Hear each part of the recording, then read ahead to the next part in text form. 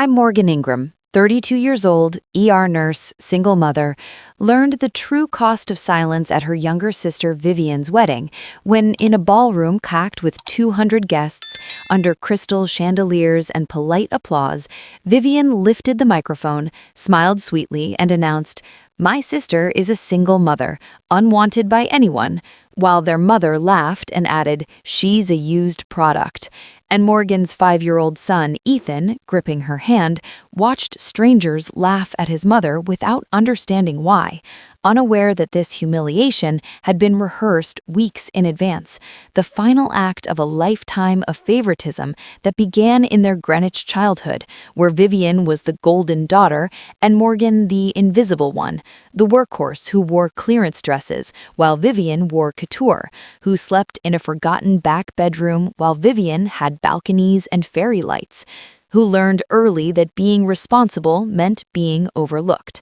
Adulthood only sharpened the pattern as Morgan married young, divorced pregnant after emotional abuse, worked night shifts to survive, and was quietly blamed for failing at womanhood, while Vivien collected praise, opportunities, and approval effortlessly. Until Vivien met Daniel Mercer, a children's rights attorney, who noticed what no one else bothered to see, the way Morgan cleared plates while others talked, the way her son was ignored, the way cruelty hid behind jokes. And when the wedding came, complete with seating Morgan by the kitchen door and warnings to keep her child quiet, the trap finally snapped shut during Vivien's toast, as she called Morgan a cautionary tale, a warning, damaged goods, while applause rose and Ethan trembled. Until Daniel stood, took the microphone from his bride's hand, and calmly dismantled the illusion by naming the cruelty out loud,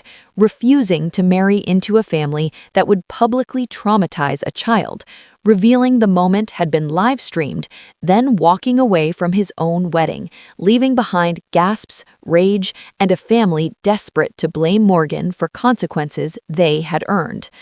Accused of jealousy, manipulation, and sabotage, Morgan didn't argue, didn't beg, didn't scream. She simply lifted her sobbing son, walked out past stunned guests, accepted a quiet apology and a business card from Daniel, and went home, where dozens of missed calls and venomous texts arrived, until one message from Aunt Linda said simply, "I saw it, and I'm so sorry," followed by screenshots proving the speech had been planned, approved, encouraged by their mother, while their father stayed silent, confirming what Morgan finally understood. There was nothing to fix, because nothing had ever been broken in her, only in them. So she chose no contact, blocked numbers, and disappeared the way they'd always wanted her to,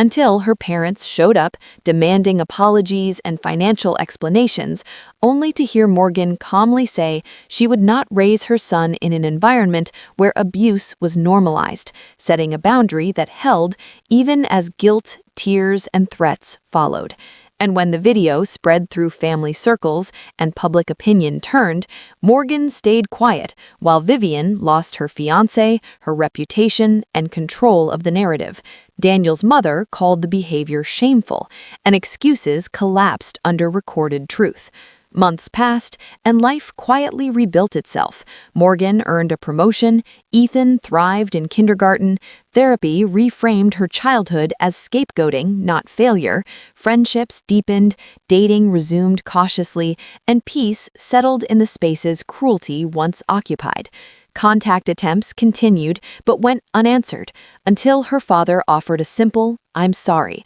which Morgan received without obligation, understanding healing doesn't require reconciliation. And on the eve of Ethan's 6th birthday, in a small apartment filled with crayon arts and homemade cake, Morgan realized the wedding that destroyed a marriage had saved a mother and her child, teaching her that family is not blood but behavior, that boundaries are not punishment but protection, that silence is not strength when it erases you, and that walking away is sometimes the bravest, most loving act of all, because choosing yourself teaches your child how to choose himself, and no applause, no approval, no legacy matters more than that.